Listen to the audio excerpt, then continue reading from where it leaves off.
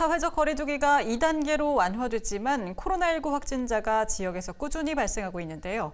취재 기자와 함께 자세한 이야기 나눠보겠습니다. 배 기자, 코로나19 확진자 현황부터 짚어볼까요? 네, 코로나19 확진자는 17일 오후 3시 기준 863명으로 집계됐습니다.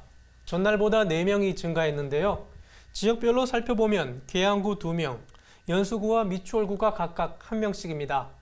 계양구 확진자인 20대 2명은 자매 사이로 지난 15일 미국에서 입국했는데 다음 날 보건소에서 검체 검사 결과 양성으로 판정됐습니다. 연수구 50대 확진자는 인천 814번 확진자의 접촉자로 1차 검사에서 음성이 나왔지만 자가격리 해제 전 실시한 2차 검사에서 양성으로 판정됐습니다. 미추홀구 60대 여성은 현재 역학조사가 진행 중입니다. 네, 그런가 하면 얼마 전 인천에서 화재 사고가 발생을 했는데요. 집에서 라면을 끓이려다가 불이 나서 화상을 입은 초등학생 형제 얘긴데 어떤 소식입니까? 네, 안타까운 소식입니다. 화재는 지난 14일 미추홀구 용현동의 한 빌라 2층에서 발생했습니다. 11시가 조금 넘은 시각인데요. 11살과 9살 형제가 집에서 라면을 끓이다 불이 났습니다. 당시 엄마는 집에 없었는데요. 아이의 신고를 받고 출동한 소방당국이 도착해 9분 만에 불을 껐지만 이 불로 형은 전신 40% 이상이 3도 화상을, 동생도 전신 5% 화상을 입었습니다. 소방서 추산 1,300만 원의 피해가 발생했습니다. 한부모 가정으로 코로나19 때문에 원격 수업이 이뤄지다 보니 학교 급식을 먹지 못해 집에서 아이들끼리 끼니를 해결하다가 사고가 발생해 주위를 더욱 안타깝게 하고 있습니다. 네, 한편 원격 수업의 장기화로 소외계층의 자녀들이 사각지대가 발생한 걸로 보이는데요.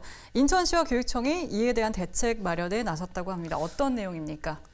네, 인천시는 우선 일선 군구와 함께 지역아동센터 등 돌봄 시설을 이용하지 않는 아이들이 얼마나 되는지 전수조사에 착수했습니다.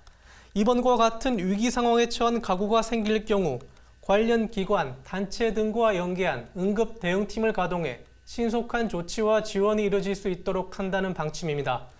인천시 교육청도 유치원과 초등학교 돌봄 서비스 운영을 활성화하고 교육복지 우선 지원 사업과 연계한 취약계층 학생 지원을 강화하기로 했습니다.